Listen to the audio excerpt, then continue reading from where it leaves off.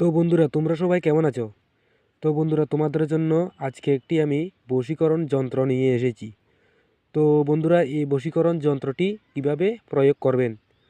তো বন্ধুরা, এই যন্ত্রটি প্রয়োগ করতে হলে বন্ধুরা, এটি শনি অথবা মঙ্গলবার দেখে প্রয়োগ করবেন। তো বন্ধুরা, আমি তন্ত্রমন্ত্র বিষয় নিয়ে ভিডিও দিয়ে থাকি। তো তোমাদের যদি তন্ত্রমন্ত্র বিষয় ভিডিও শিখতে চাও, তো আমার চ্যানেলটা সাবস্ক্রাইব করে পাশে থাকো। তো আমি বেশি কথা বলবো না। তো এই বশীকরণ যন্ত্রটি কীভাবে প্রয়োগ করবেন?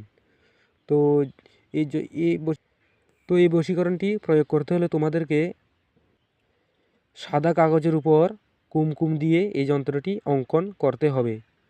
তো সাদা কাগজের উপর এই যন্ত্রটি কুমকুম দিয়ে অঙ্কন করে যাকে বশ করবেন বা যে মহিলাকে বশ করবেন,